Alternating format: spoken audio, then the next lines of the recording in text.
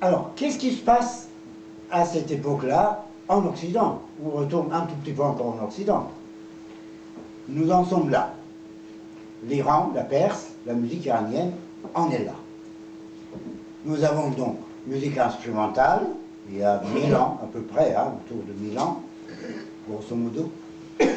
Nous avons la musique vocale, nous avons donc la musique, disons la musique religieuse aussi, quoique les religieux, les personnalités religieuses n'aiment pas du tout utiliser le mot musique pour le Coran, pour Azan, pour appel à la prière, pour les chants panégyriques. Pour tout cela, les personnalités religieuses n'aiment pas parler de la musique. Ils ne disent pas que c'est la musique. Ils disent, bah oui, on lit le Coran. On lit le Coran, on dit. On ne dit pas musique, on ne dit pas un chant. Mais pour nous, musiciens, pour M. Anwari, pour moi-même, pour M. Tabar, c'est une excellente musique. Voilà. Riche, belle et expressive.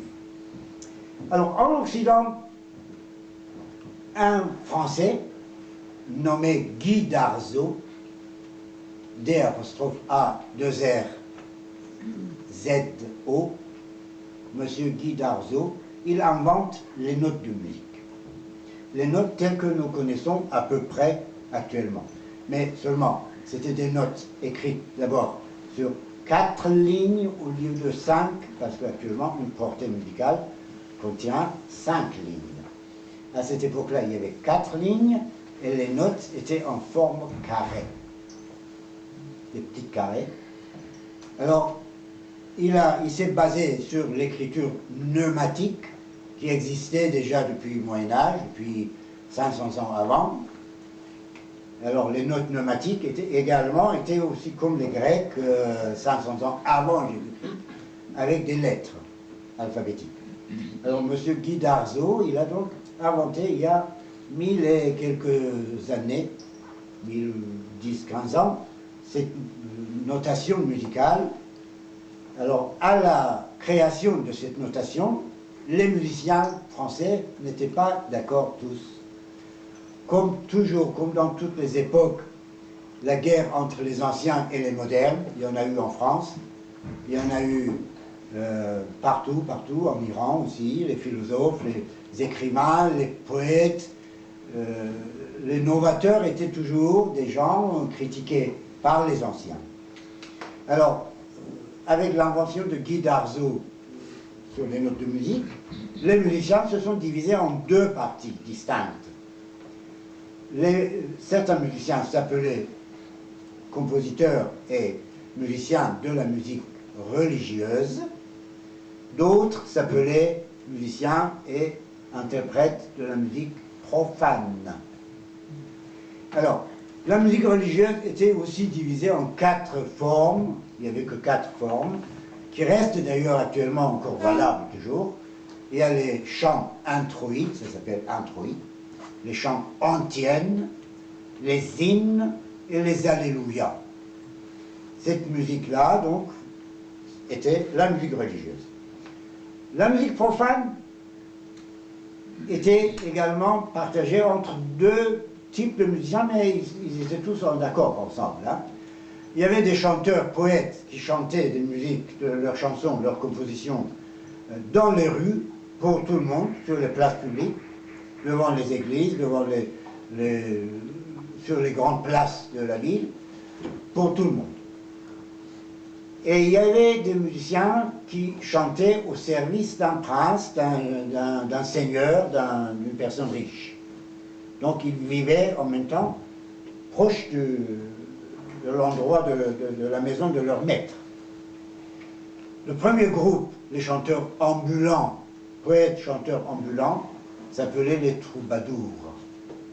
Ils avaient toujours un instrument ou 2 à la main, ils étaient un groupe ou un ou 2 ou 3, ensemble, ils se baladaient dans la rue, dans la ville, et ils jouaient, ils chantaient. Ils gagnaient leur vie comme ça. Les troubadours.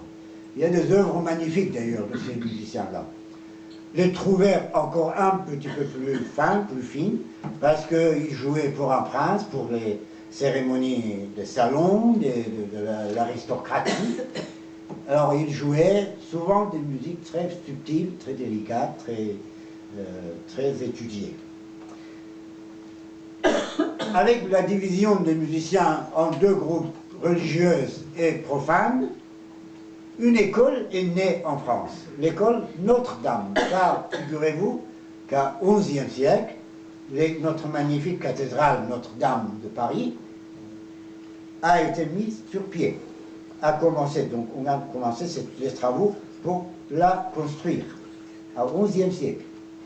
Donc, un groupe de chanteurs, de musiciens, s'est nommé groupe de l'école de Notre-Dame, car ils chantaient que des textes religieux.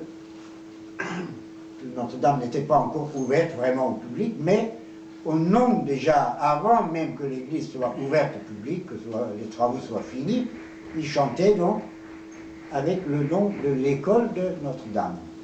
En voici un extrait de cette musique-là, qui est aussi magnifique du point de vue harmonique.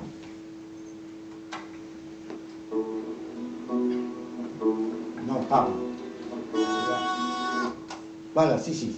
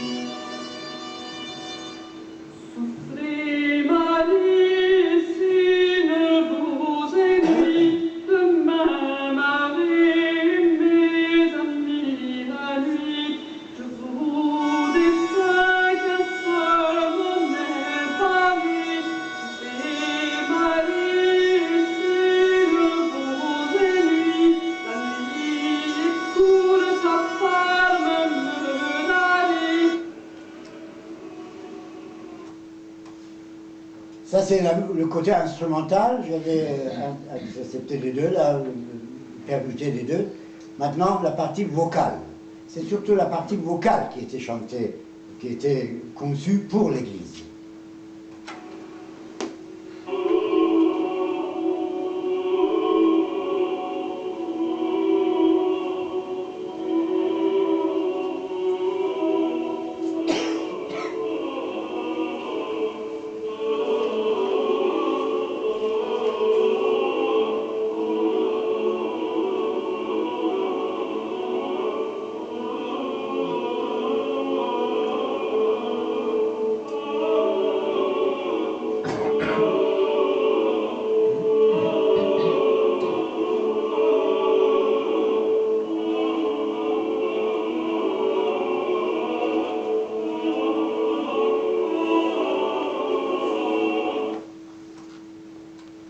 Voilà. Alors, dans ces deux parties de musique, surtout dans la première, instrumentale, le luth et le chiffon, on a remarqué un fait nouveau dans la musique, qui n'existait pas jusqu'alors, bien sûr.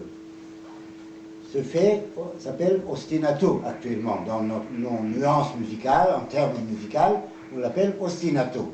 Ça veut dire un instrument tient la base rythmique, et d'autres instruments jouent donc une mélodie. Vous l'avez entendu, donc le luth faisait juste deux notes, ré, mi, ré, mi, ré, mi, et le chiffon jouait donc la mélodie. À cette époque-là également, une autre novation est entrée dans la musique européenne, en particulier la musique française.